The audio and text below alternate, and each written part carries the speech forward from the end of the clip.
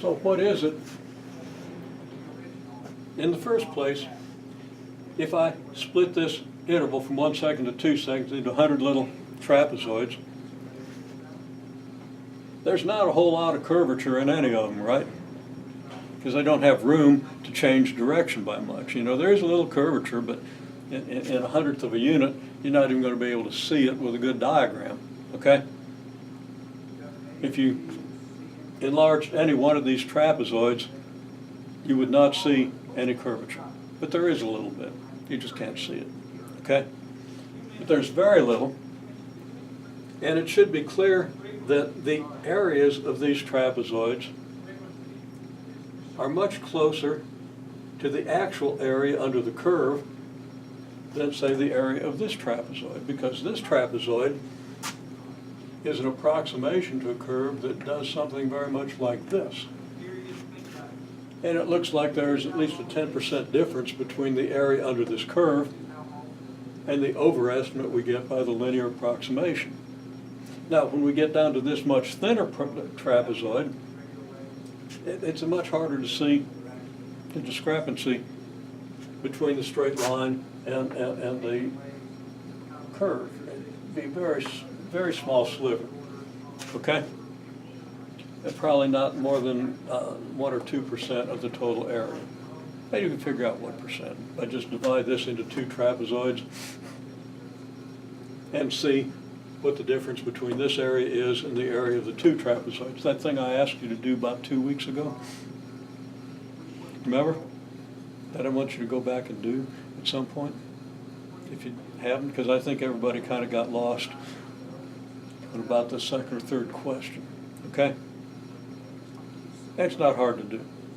So, yeah, you need to do it to understand completely what I'm talking about, but I think you can get the idea quite well. So by the time you divide this into 100 trapezoids, it's pretty easy, if you've done that exercise, to convince yourself that there's not going to be a hill of beans difference between the sum of these areas and the actual area, right? Okay? But if you need approximation better to within a hill of beans, well, divide it more, or take the limit as the number of these approaches infinity. Okay? Well, that limit as the number of these approaches infinity is the integral. And we can easily do this integral.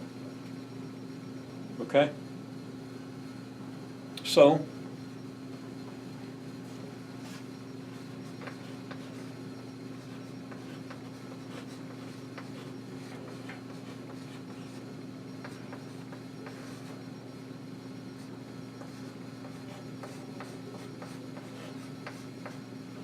right? And it's really easy to get that integral. I mean, you're going to get t plus t cubed over 3, right? So,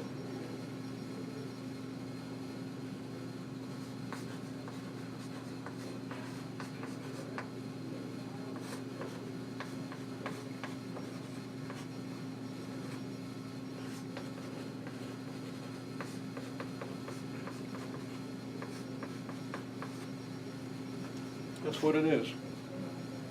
It's the change in the value of the antiderivative, whatever antiderivative you choose. I mean, you could add 48 to this and it'd still be an antiderivative, right? Because when you take the derivative with the 48 in there, the 48 disappears, and this is still, this is still the derivative of this, right? Okay, but if you had the 48 in there, well, it would appear when you evaluate it for t equals 1, it would appear when you evaluate it for t equals 2, so it wouldn't have made any difference. And we'll convince ourselves of that, okay?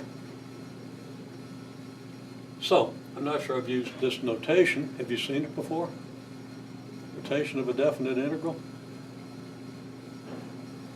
Jeremy, you might or might not have.